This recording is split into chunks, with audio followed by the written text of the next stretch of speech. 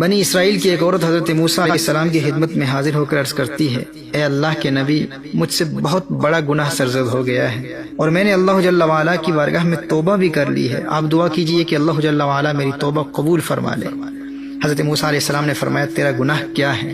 اس نے عرض کیا، اے اللہ کے نبی، مجھ سے زنا سرزد ہوا ہے جس سے میرے ہاں بچہ پیدا ہوا اور میں نے اس بچے کو بھی قتل کر دیا۔ حضرت موسیٰ علیہ السلام نے ارشاد فرمایا، اے فاسقہ فاجرہ عورت، یہاں سے چلی جا، کہیں تیری نحوست کی وجہ سے آسمان سے آگ نازل ہو کر لوگوں کو جلا نہ دے۔ محترم احبہ، وہ عورت وہاں سے پریشان ہو کر چلی جاتی ہے، اتنے میں حضرت جبریل امین نازل ہوتے ہیں اور فرماتے ہیں، اے موسیٰ علیہ السلام، اللہ جل وعلا ارشاد فرماتا ہے کہ توبہ کرنے والی اس عورت کو آپ نے واپس کیوں بھیج دیا؟ کیا آپ نے اس سے زیادہ برائی والا کوئی نہیں دیکھا؟ حضرت موسیٰ علیہ السلام نے ارشاد فرمایا، اے جبریل، اس سے زیادہ شر والا کون ہو سکتا ہے؟ یعنی زنا بھی کیا اور بچے کو قتل بھی کر دیا، اس سے بڑا گنہگار کون ہو سکتا ہے؟ حضرت جبریل امین نے فرمایا، اے موسیٰ، اس زنا کرنے والی عورت اور چھوٹے بچے کو قتل کرنے والی عورت سے بھی بڑا گنہگار وہ شخص ہے جو جان بوجھ کر نماز چھوڑتا ہے۔ اللہ اکبر۔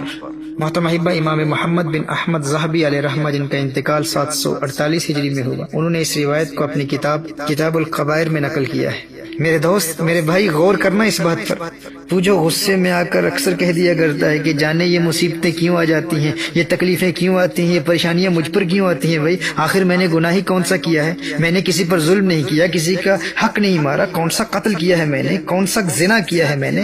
ارے نادان، تیری فجر قضا ہو گئی اور تو کہتا ہے تو نے کون سا جرم کیا ہے؟ تو نے غفلت کی وجہ سے عشاء کی نماز قضا کر دی اور پھر بھی کہتا ہے یار میں نے گناہ کون سا کیا ہے، یہ تکلیفیں کیوں آتی ہیں، یہ مصیبتیں کیوں آتی ہیں؟ تیرا اللہ ارشاد فرما رہا ہے، اے موسیٰ، زنا کرنے والی عورت اور ایک چھوٹے بچے کو قتل کرنے والی عورت سے بڑا گنہگار آپ نے نہیں دیکھا؟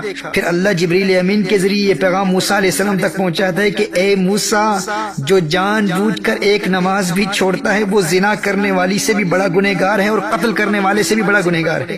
امام راضی علیہ رحمہ نے میرے آقا صلی اللہ علیہ وآلہ وسلم کے دور کی ایک عورت کا بھی ایسا ہی واقعہ نقل فرمایا ہے۔ اس سے بھی یہی جرم ہوا تھا، زنا کا ارتکاب ہو گیا تھا، اس کا خاوند کہیں باہر گیا ہوا تھا، اس نے زنا کیا اور جو بچہ پیدا ہوا اس بچے کو قتل کر دیا۔ نبی کریم صلی اللہ علیہ وسلم کی بارگاہ میں حاضر ہو کر عرض کرتی ہے، یا رسول اللہ صلی اللہ علیہ وسلم، اس گناہ کا کفارہ کیا ہے؟ نبی کریم صلی اللہ علیہ وسلم نے ارشاد فرمایا، چونکہ تو شادی شدہ ہے اور تو نے زنا کا ارتکاب کیا ہے، اس کی سزا رجم ہے، اور قتل کی سزا، اس بچے کے قتل کی سزا قتل ہے۔ اور دیگر دنیاوی اور اخروی سزائیں بیان کرنے کے بعد میرے آقا صلی اللہ علیہ وآلہ وسلم نے ایک بڑا ہی اہم جملہ ارشاد فرمایا۔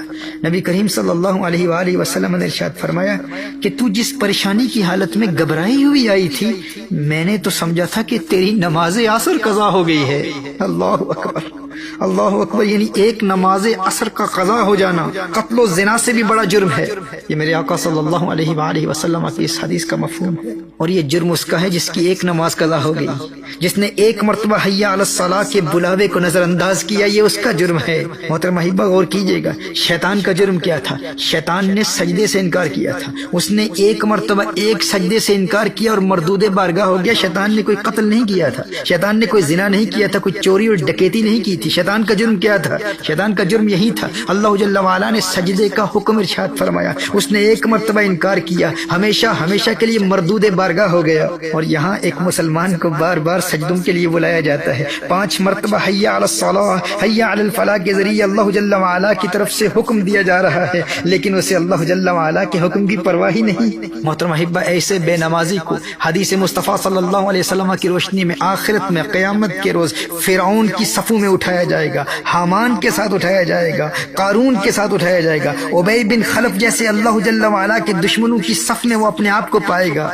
اس سے بڑھ کر ذلت اور رسوائی کی بات کیا ہو سکتی ہے کہ انسان خود کو مسلمان کہہ رہا ہے اور آخرت میں جب اٹھایا جاتا ہے تو اپنے آپ کو اللہ کے دشمنوں کی صفوں میں پاتا ہے۔ اس سے بڑھ کر رسوائی کیا ہے؟ اللہ جل وعلا ہمیں نمازوں میں استقامت عطا فرمائے، اور روز محشر قیامت کے روز اللہ جل وعلا ہمیں اپنے سامنے اور اپنی مخلوق کے سامنے اس ذلت اور رسوائی سے محفوظ رکھے کہ ہمیں اللہ جل وعلا کے دشمنوں کی صفوں میں اٹھایا جائے۔